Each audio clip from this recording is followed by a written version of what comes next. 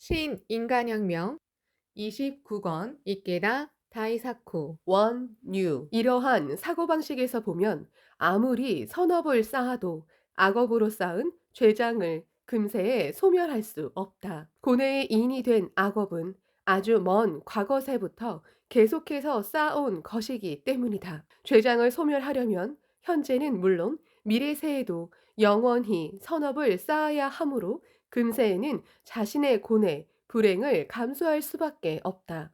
이 세상에서 고뇌의 굴레를 벗을 수 없다면 인생은 절망의 먹구름으로 뒤덮이고 만다. 하지만 니지렌 대성인의 불법은 일생 성부를 설하여 금세에서 자신의 부처의 생명을 현현해 수겁의 쇠사슬을 끊어버리는 길을 가르친다. 신심으로써 인간혁명하여 그 무엇에도 지지 않는 자신을 만들면 모든 고뇌를 타고 넘을 수 있다. 우리는 고뇌를 극복한 실증으로서 니찌렌 불법의 진실을 증명하고 광선유포를 추진했다. 말하자면 고뇌는 정법의 공력을 나타내기 위한 불가결한 요건이고 숙명은 즉 사명이 된다. 신심으로써 포기의 인생에서 도전의 인생으로 인도 멤버 한 사람 한 사람은 그것을 실감하고 환희에 불타올랐다. 신이치는 같은 테이블에 앉은 멤버를 비롯해 인사하러 오는 사람들과 이야기를 나누고 때로 상담도 하면서 거듭 격려했다.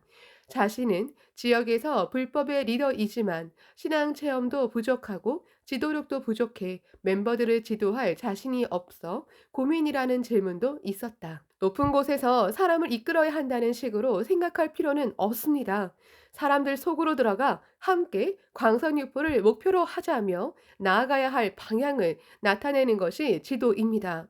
또 왜 근행을 하느냐, 왜 신심을 하면 주위 사람들이 반대하느냐 등 멤버들의 질문에 제대로 대답하지 못하는 경우도 있겠지요. 그럴 때는 자신이 먼저 진지하게 교학을 연찬해야 합니다. 다른 사람을 가르치고 이해시켜야 하는 과제가 있으면 연찬도 더 잘 되고 더 깊이 이해하게 됩니다. 사람을 필사적으로 육성하고자 할 때 자신이 가장 많이 성장하는 법입니다. 어쨌든 막히면 진지하게 창제하고 사색해야 합니다. 불법은 이신대해 신으로 지혜를 대신한다를 설합니다. 강성하게 기원하면 지혜가 솟습니다. 누구보다도 어번조를 믿고 자신을 믿고 창제 제일로 나아가야 합니다. 또 신이치는 어느 장년부원에게 이렇게 힘주어 말했다. 석존이 성도한 땅 인도에서 지금 진실한 불법을 사람들에게 넓히게 노라며 분투하고 있습니다. 이것은 결코 우연이 아닙니다. 당신은 자신의 온갖 고뇌를 해결하려고 신심을 시작했다고 생각할지도 모르지만 그런 것은 하나의 현상에 지나지 않습니다. 당신이 신심을 한 진짜 이유는 지용보살로서 인도에서 광선유포해야 할 사명이 있기 때문입니다. 광포의 사명에 끝까지 살아가는 속에 최고의 행복 경애가 있고 인생에 무너지지 않는 승리가 있습니다. 장년부원은 인생의 진정한 의미를 비로소 알게 된 듯한 심정이었다. 사명에 눈 뜰 때 인생의 새로운 가치 창조의 길이 열리고 세계는 크게 바뀐다. 신이치의 아내 미네코는 각 테이블을 돌다가 자리로 돌아와 이렇게 말했다. 인도에는 많은 인재가 탄생해서 미래가 기대되네요. 그렇소. 나는 불교의 발상지인 인도에 세계 모범의 SJ를 만들고 싶소. 그러려면 성실하고 착실하게 인재를 더 많이 육성해야 하오. 인도는 광대하오. 사람들에게 신뢰받고 풍부한 견식을 몸에 갖추고 니치렌 대성인의 불법을 올바르게 전하고 넓히고 지도할 수 있는 리더가 많이 필요하오. 결코 초조해할 필요는 없으니 먼저 20에서 30년 정도는 사람을 단단히 육성하여 조직의 초석을 굳건히 쌓아야겠지. 21세기에 그 기반을 완성하면 본격적인 광포 확대의 흐름을 열어갈 것이요. 그때 전면에 나서서 뛰어나가는 사람은 오늘 모인 사람들의 후배나 자녀 세대가 되겠지. 하지만 만년에 걸친 인도 광포의 원류를 여는 중요한 사명의 사람은 여기에 있는 분들이요. 그렇기에 이분들이 한 사람도 빠짐없이 명예로운 인도 광포의 개척자로서 생애 신심을 관철하기를 바란다오. 어디까지나 후배를 육성하고 지키면서 금강 같은 단결을 자랑하는 인도 SGI를 만들어냈으면 하오. 세계 모범의 조직이란 선배가 후배를 따뜻하게 지켜보고 응원하는 최고로 사이좋은 조직이요.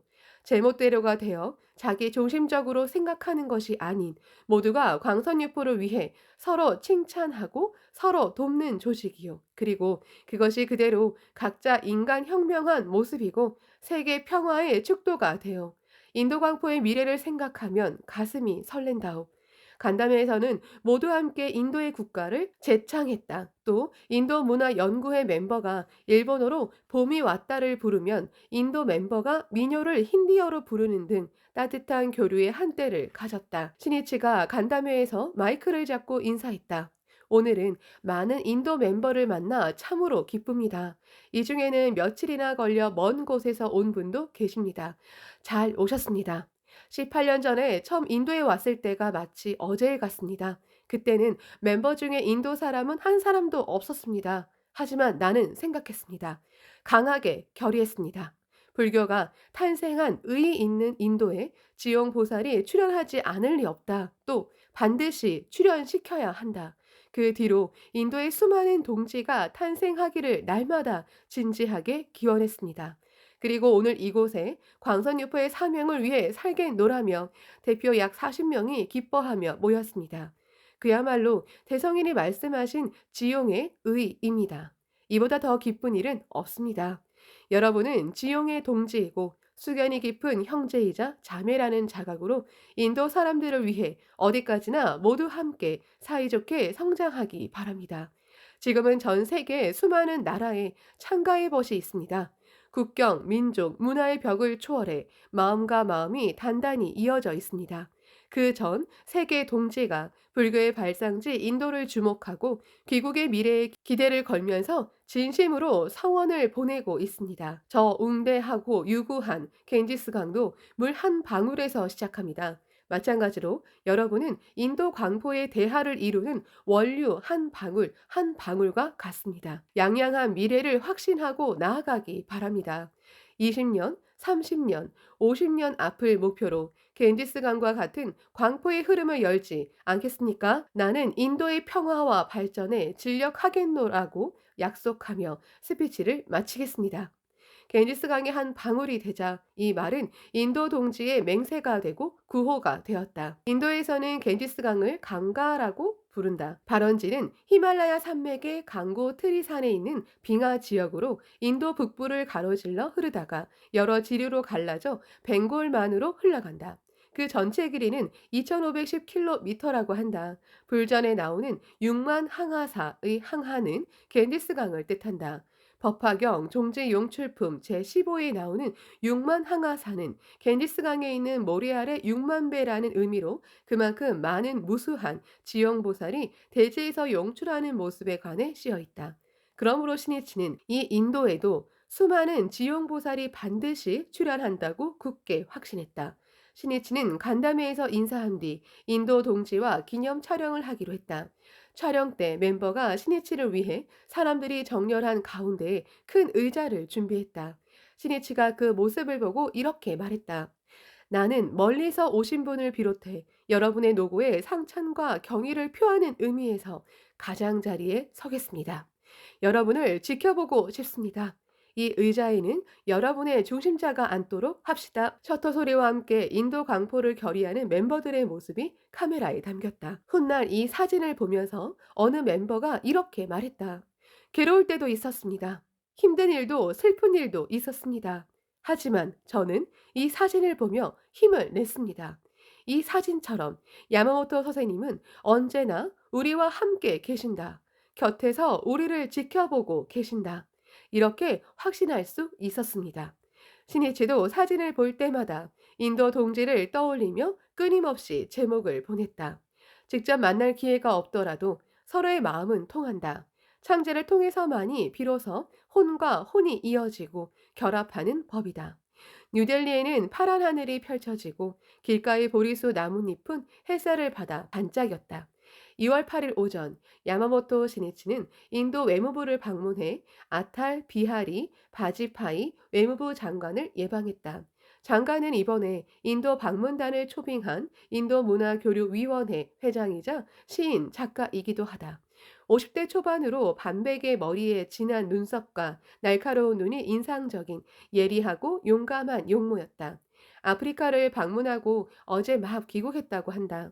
눈가가 조금 거무스름해 보였다. 시니치가 감사의 뜻을 표하고 이렇게 말했다. 자신뿐 아니라 인도를 위해서도 소중하신 몸입니다. 부디 건강에 유의해 주십시오. 장관이 온화하게 웃으며 이렇게 대답했다. 인도에서는 어머니와 손님 그리고 교사를 신이라고 부릅니다. 그래서 주인은 손님의 뜻을 최대로 존중해야 합니다. 거기에는 인간으로서 지켜야 하는 중요한 도리가 있습니다. 교육적인 말씀입니다. 마치 교육부 장관 같으십니다. 이 유머의 장관도 유머로 응했다.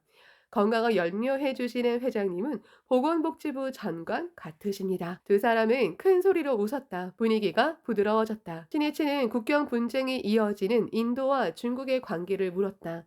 이 질문은 대사의 총리에게도 했던 내용이지만 그만큼 양국의 평화 우호가 아시아의 안정을 결정짓는 열쇠이기 때문이었다. 장관은 며칠 뒤에 인도 강요로서는 17년 만에 중국 베이징을 방문할 예정이었다. 시네치의 질문에 장관은 소파에 앉아 팔짱을 끼고 잠시 생각하더니 고개를 들고 말하기 시작했다. 인도와 중국은 같은 아시아 나라이고 이웃 나라입니다. 역사를 잊을 수는 있어도 자리를 잊을 수는 없습니다. 두 나라는 이웃하여 살고 있다는 현실을 직시해야 한다. 의미이니라. 두 나라는 이웃하여 살고 있다는 현실을 직시해야 한다는 의미이리라. 현실을 바탕으로 끈기 있게 이상을 향해 발걸음을 옮겨야만 비로소 정치이다. 바지파이 장관이 한층 더 확신과 정열을 담아 큰 소리로 이렇게 말했다. 인도와 중국이 평화 5원칙을 지키면 어떠한 문제도 해결할 수 있습니다. 평화 5원칙은 1954년에 중국의 저원나이 총리와 인도의 네루 총리가 공동 성명으로 발표한 주권과 영토 보전의 상호 존중, 상호 불가침, 상호 내정 불간섭, 평등 호혜, 평화 공존 등의 5가지 원칙이다. 장관은 이 평화 5원칙을 되돌아가 무력을 사용하지 않고 문제를 해결하고 싶다는 의향을 분명히 하고 모든 나라와 우호를 맺는 것이 인도의 생각입니다. 라고 강조했다. 시네치는 일본에 바라는 점이 있는지 물었다. 일본은 해가 뜨는 동쪽 나라입니다. 동쪽 하늘에 빛나는 태양은 만물을 평등하게 비춥니다. 먼 땅보다 가까운 땅을 더 따뜻하게 비추는 법입니다. 매우 문학적이고 함축적인 말이었다. 시는 일본은 먼 유럽이나 미국만이 아닌 가까운 아시아에 관심을 두어야 한다는 요청의 뜻으로 받아들였다. 덧붙여 장관은 세계 굴지의 뛰어난 공업 생산력으로 커다란 경제 발전을 이룩한 일본이 선진국과 개발도상국의 격차를 없애는데 힘이 되기 바란다고 강조했다. 또 아소카 대왕을 중심으로 존경한다는 장관은 불교 정신을 바탕으로 한 아소카 대왕의 치세를 언급했다. 그리고 당시는 문화가 번성하고 무역도 성했다. 또 사형도 집행하지 않았고 사람들은 행복한 생활을 영위했다고 소개했다.